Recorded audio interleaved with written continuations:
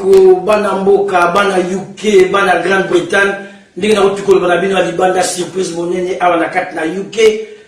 mokonzi oyo biso tobengaka oyo ngai nabengaka le général de Gaulle congolais to zaïrois lelo asali biso surprise biso ba oyo tobundelaka ekolo na mboka Grande-Bretagne alobi na koleka te ifo na tika trace na masolo bolilaki bino bolobaki na loba bandeko bazali kosenga na loba yango occasion epesa bino lelo radio TV bendele pe télévision Horizon ensemble tozali na ye awa lelo la Grande-Bretagne pour totuna mituna boyebe pa na biso mituna tabu ezalaka te yango lelo toyawa mpe nazali na ndeko na ngai Grégoire Watupa oyo ya maison Horizon yepe akotuna mituna mais liboso tokota penza na mama na likambo to moboko na likambo na kulingana pesa ndeko Grégoire Maloba yepe apesa bino mbote bon tokende penza na mituna ndeko Grégoire Maloba. Merci mingi collègue Ngamusala libitali bongo ezali esengo makasi ya lelo tozwi surprise monene na kati ya mboka ya Reine Angleterre comme d'habitude Congo Horizon amesala ba surprise lelo tozapemeli ya mokonzi ya Pareko ezali poto solene makambo ya motuya makambo oyo ezali ekopesa moto na kati ya mitema ba congolais. Alors sans plus tarder na consulter pesa que tout souhaiter mokonzi bienvenue na mabele ya ba patriote résistant mokonzi vous êtes bienvenue. Merci. Merci la base Boyoki ndeko Watupa lobi mokonzi zali bienvenue ngala lobi welcome mokonzi na kati na Thank you very much. Babanzi Boyoki ndeni pays asepeli mais lelo toye na mituna ebele pa mate mituna ezalaki koboma na kati na mituna biso mais misonoro Rwanda za mokwa atumba na libanda na masolo kaka na bato na yo pe na bato so libanda bavai na libanda ba rimerzolwa ba lobi misonoro Rwanda auti matanga ya ndeko to tata ola bundela ka ekolo Chevez babia auti matanga yango alikia basuba lobite ayende kuvanda walo na lina yeba liboso to kenge pena na mama alikambo auti matanga ya ndeko Chevez to yeba ka mususu yango ba to yeba bon to kenge pena na mama alikambo te na bolelo. Merci Leki Libita et Leki Grégoire Watupa. Je crois que nini ba mouvement nangai et problème ya peuple congolais te ya ba patriote te. Vous voyez que ndenge na lobi na zena se ya mai na pokope ça jamais nini ba détail sur ba mouvement nangai. Ba contact nangai to na uti pa yo to na moni moto to na nini et vous permettre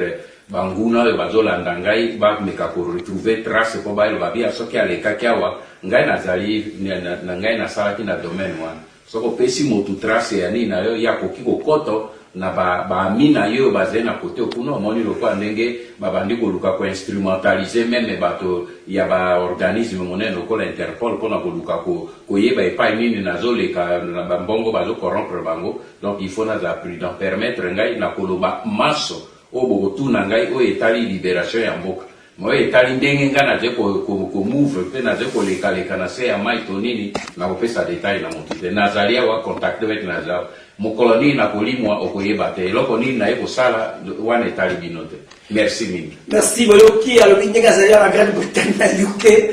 boyeba kaka azali kosala makambo ya libération mais ndenge aye nandenga koti nandenga kobima moto moko akoyeba te mais biso na utia ko bino bazunga lokola mosala militaire na tongo bomwinde ba uti kozwanga imbangu na vice président ya Parikwa walubi libita ya kambangu tozokende surprise ezali na lobi surprise ni na lobi yaka surprise ezali kokoma 2 mètres lobi misolo Rwanda za moko atumba azalia wa na mabele ya UK toko vraiment toko s'attarder wana te tokende vraiment na mituna misolo Rwanda mutuna na ngai liboso o peuple congolais azali kozela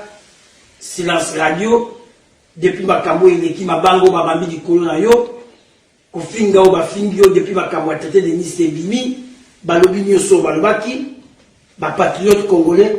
bakotipe mwa mababi akoloba lisusu te atomboki ezali nini boni avali kimia boye est-ce que mabanga wana yango ebukie makolo tomoni vraiment tout dans la liboso biso ndongo wana za ko atumba okoko bani mpona patriote bazozela lelo bayoka yo ozali na mboka oyo yo kilisaka moto la résistance yo chaka moto na ngwa lelo soye lobela biso ni lembi ko figa ya bana obemoni.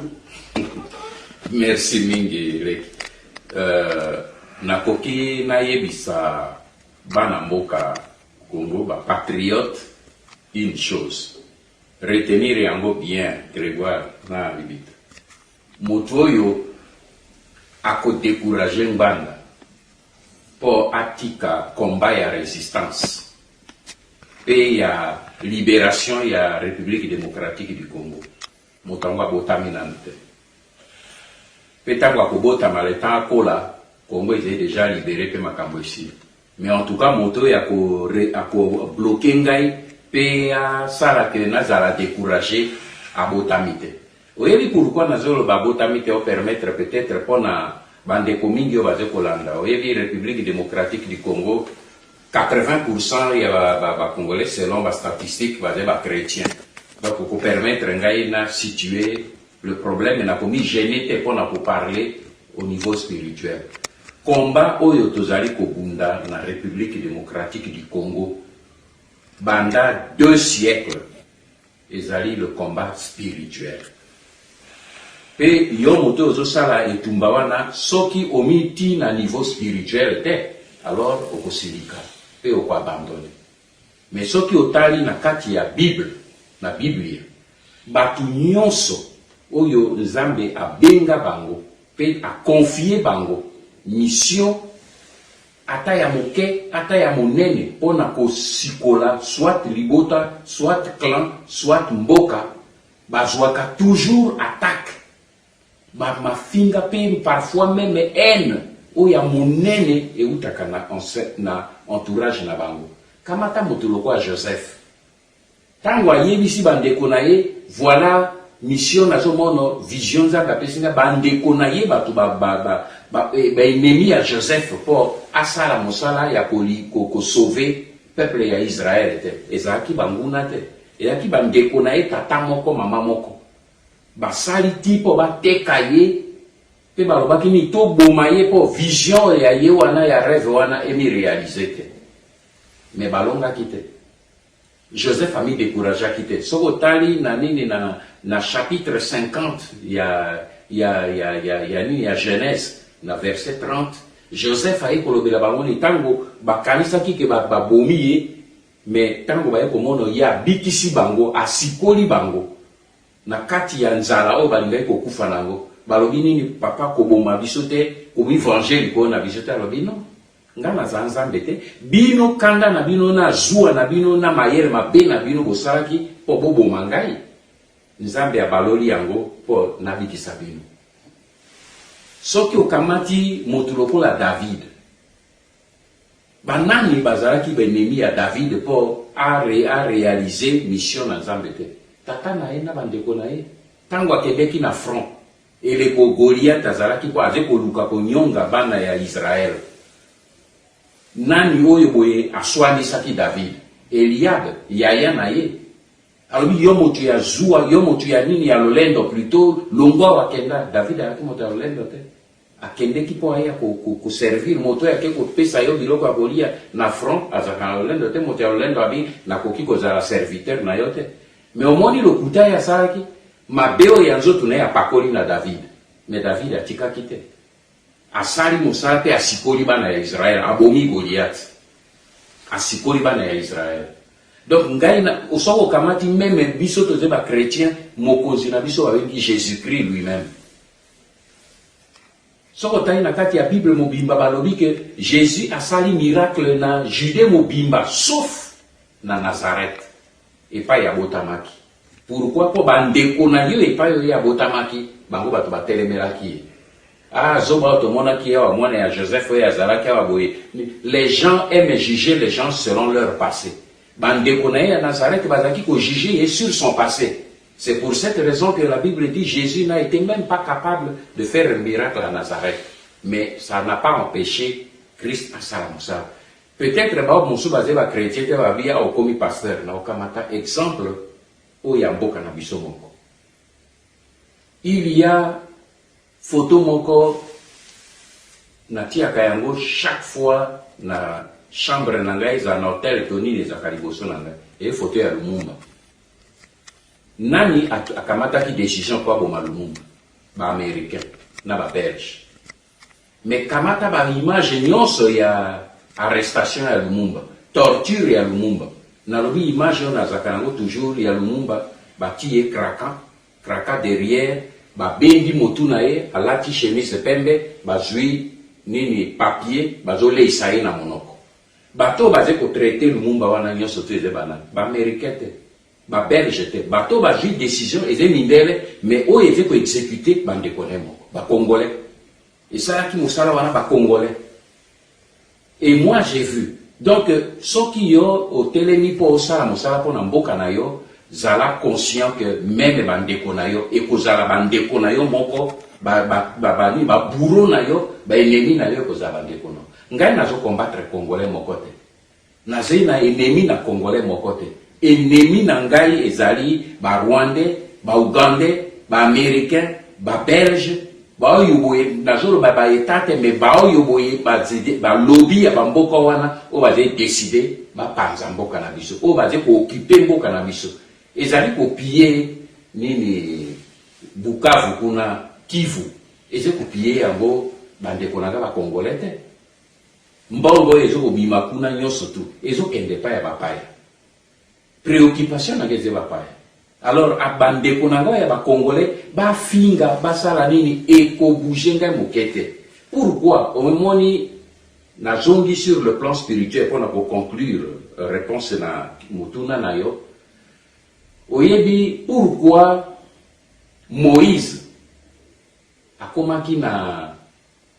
Canaan te bato mingi balobaka Moïse akomaki na Canaan te asuki na nini a traversé Jourdain te mais pourquoi Moïse a échouaki naloba échouaki te akomaki na fin ya mission na ye te ngai nami referaka na vie na ngai na exemple ya bato oyo oyo baprécéda biso baoyo baréussir na bao baréussir te bao bazwi demi échec na demi succès na talaka et ka oyo esalema na Moïse oyebi Moïse arata mission na ye mpo na nini parce que akrake bandeko na ye bafere krake ye Moïse azwi patience ya komema bango ti akatisi bango mai abomi Pharaon akufi 3 jours seulement après babaloleli Moïse yo memi biso na désert po boma biso mai ya komela ezali te ntango bakomi na mara Moïse asambeli nzambe apesi bango mai ya komela 3 jours après batomboki biloko ya kolia Moïse asambeli nzambe batindeli bango bakai quelques jours après batomboki tolembi bakai il faut nini tolembi bamani il faut tolia biloko penza tolia misuni Moïse azwi apesi quelque temps après posa na mai Moïse abeti nini rocher mai ebimi mais mokolo wana